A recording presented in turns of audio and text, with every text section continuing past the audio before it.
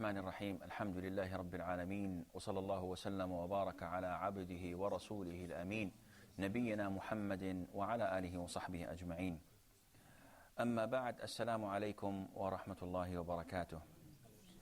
In continuation to our previous session, I believe that the brothers have more questions to be answered, and we would open the floor for those who would like to ask. So who would like to start? Yes, please. Bismillahirrahmanirrahim. Your Eminence, what if someone has some sports activities during the daytime? I mean, if he's an athlete and this is his job. Or what if students have exams during the daytime? Are they allowed to break the fast or not? This question, a lot of people ask the same question. See, it all depends on defining necessity. Is it necessary for you to break your fast, or is it unnecessary? And to know that, you have to have the balance. You have to put Allah's pleasure with the other thing you're asking about. So, is playing sport professionally overweighs Allah's pleasure? Definitely not. Okay, does exams overweight Allah's pleasure? Definitely not. So one would say, okay, what do? I do this as part of my job. I have to play sports during the day of Ramadan. I do this to pursue my career. I have to break my fast so that I could concentrate during my exams. I have to. This is wrong. Who said that you have to? Allah Almighty told you that you have to continue fasting. You have to fulfill His orders by fasting the month of Ramadan. He told you you may not fast. It's permissible for you not to fast if you're ill. And those who are playing sport are definitely not ill. He told you that it's permissible for you not to fast if you're traveling, but you're not. So on what basis do you want to break your fast for this reason? It is not a legitimate reason. So someone would say, okay, then this means that I may end up working as a janitor. I may end up jobless. Well, look at it in the other way. You have lots of BA and BSc holders that are jobless. It didn't help them. And on the other hand, you have a lot of people with intermediate or high school in good positions. So this is rizq. This is something that Allah provides people. You don't care about that. You care only about fulfilling Allah's orders. You only care about being a good Muslim and doing what Allah tells you to do. Along with that, sometimes being a professional athlete is a sin. If you expose your thighs, if you show the things you are told to hide, this is a sin by itself. If your sports involves harming people, hitting people, as in wrestling, in boxing, in martial arts, it is again haram. One would say, why? I'm doing this for the sake of sports. Well, Allah tells you not to harm people. The Prophet ﷺ told us, do not hit the face. Do not spank the face. Even the father is not allowed Islamically to hit his son. The husband is not allowed Islamically to hit his wife on the face. It is forbidden. It's against Islam. So you have to look into your sports that you're doing. Of course, we're talking about males. Females, on the other hand, they're not allowed to expose anything of their bodies.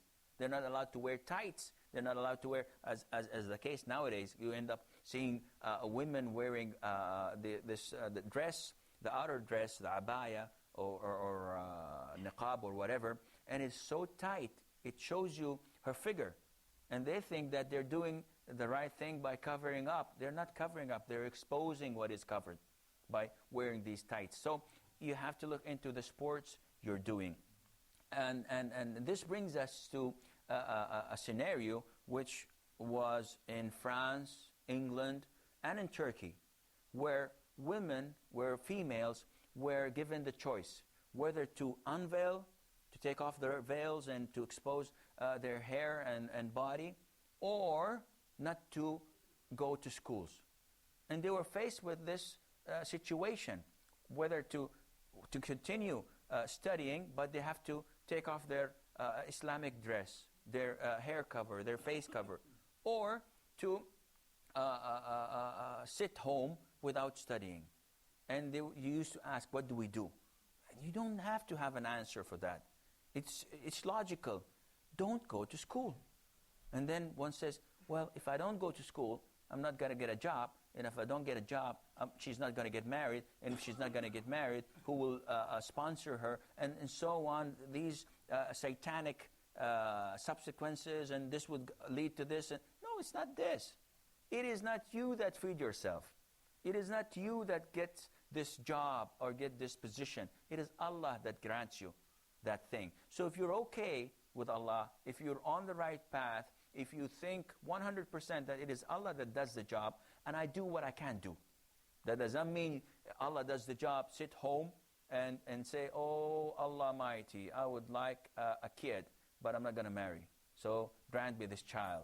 Oh, Almighty, I would like to be full. I would like to eat. I would like to drink, but I'm too lazy to go to the kitchen. No, this is not acceptable in Islam. You have to work and Allah with your heart connected to Allah.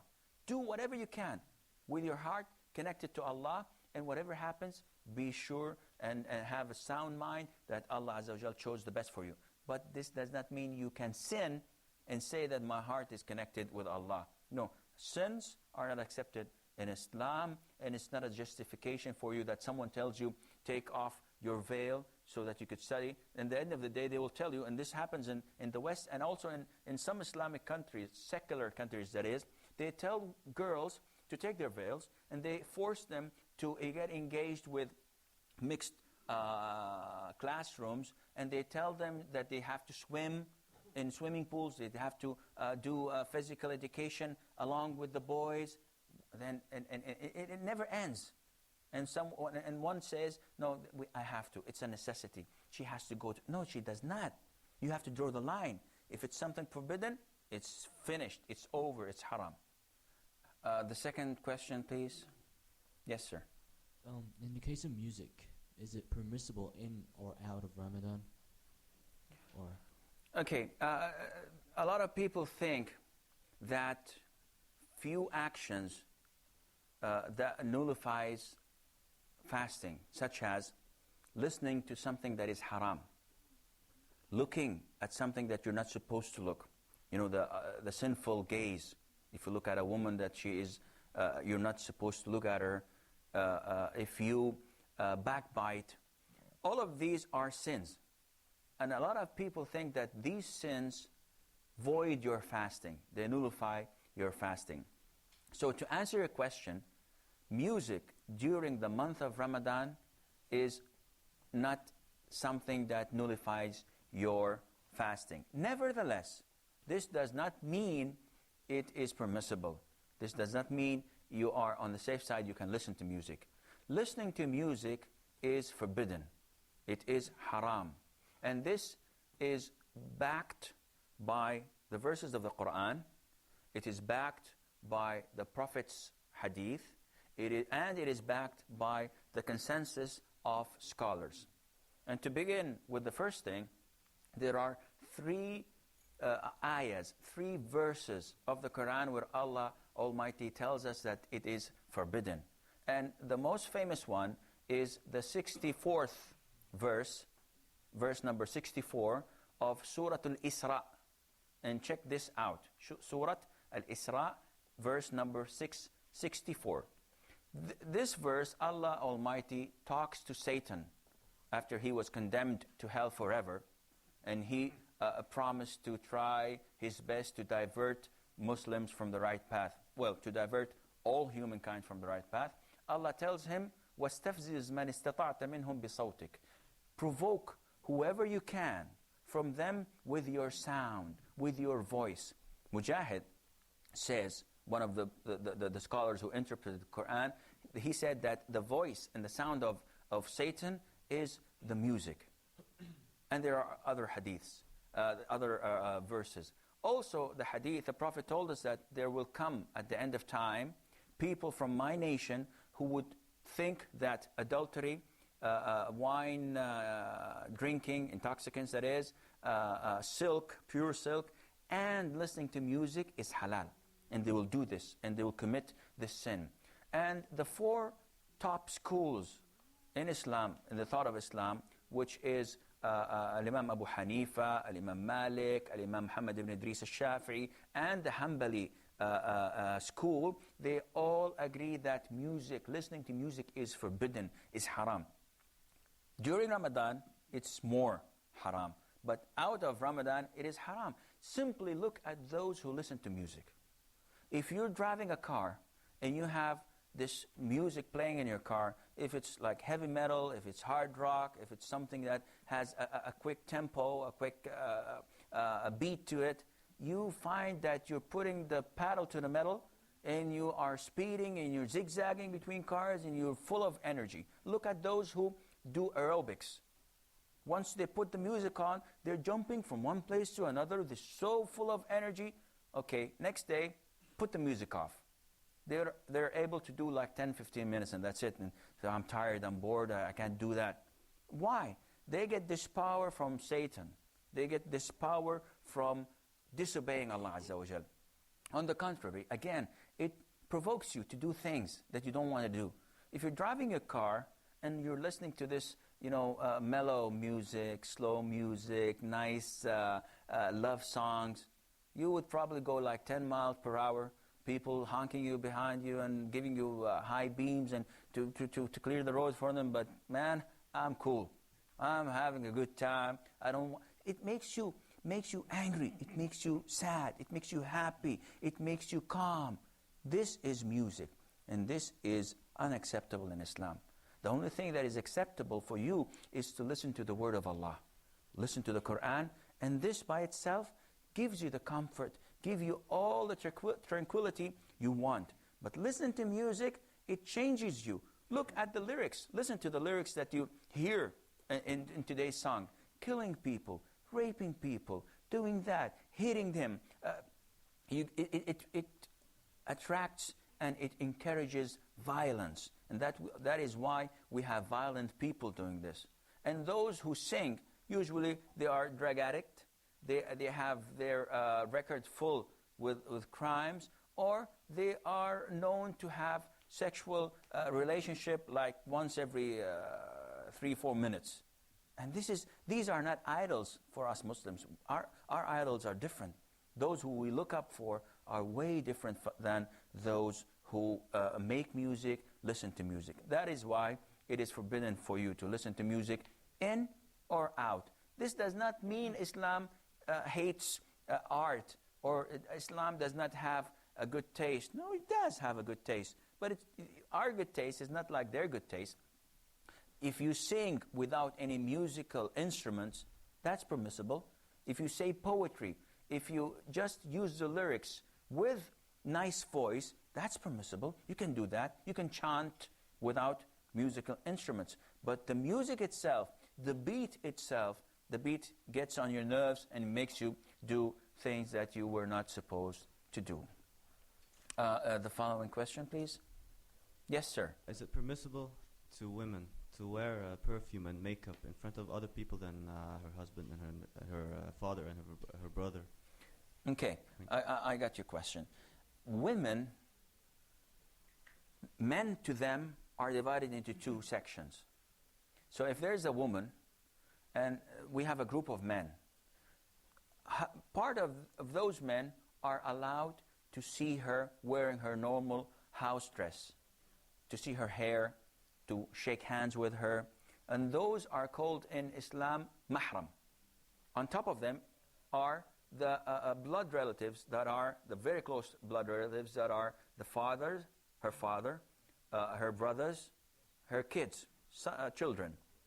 Along with that is the husband, of course. He's the first one that comes to thought. Her uncles from her mother's side or from her father's side. They are all mahram.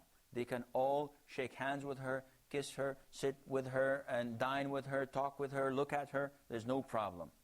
But the other part is all that do not qualify to be mahrams, such as a total stranger, her cousins.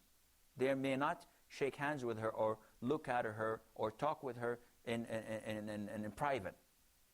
Her brother-in-law, she cannot sit with her brother-in-law, although he is the husband of her sister or the brother of her husband. He's a brother-in-law, yet still he is a total stranger to her. He may not mix with her. So, if a woman wants to wear her makeup or to put perfume to the first section, it's permissible. If my wife puts perfume for me, that's nice. If she wears perfume because she's in her father's house, her brother would smell it, her father would smell it, then that's acceptable. What is not acceptable for a woman to show this to a stranger who is not allowed to see or to smell that. So, and this is a serious thing. See, perfuming is nice. We are asked as men to wear perfumes so that people would find a good smell out of us. Women are also supposed to put perfume, but when they are excluded to the first section with their relatives who are allowed to smell that. It is not acceptable at all for a woman to wear perfume and go out on the streets or to work or wherever, and men, strangers, find the smell of her perfume. It is a sin. It is so grave and serious that the Prophet ﷺ told us that if a woman wears her perfume, and goes out of her house and passes by a group of men, and these men smell her odor, smell her nice perfume, she is as sinful as an adulteress. As if she had committed the sin of adultery. Why? This is normal in the West probably, but it is normal because their feeling towards women probably is much weaker. They've lost interest. That is why they're expanding now. Women are not enough. They're looking somewhere else. That's why we have homosexuality. That's why we have people banging animals and so on. And all of these filthy things that we, as humans, do not understand. But once you know their record, their track, you say, okay, that's good. It's to this limit. Now, where will they go next? In Islam, if a person does not send his gaze where it is unlawful for him, and he is in the middle of the street and this woman passes by, even if she is wearing the Islamic dress, but she is wearing a nice perfume, this smell would make him feel strange. It will attract him to her. And this is something we do not want in Islam.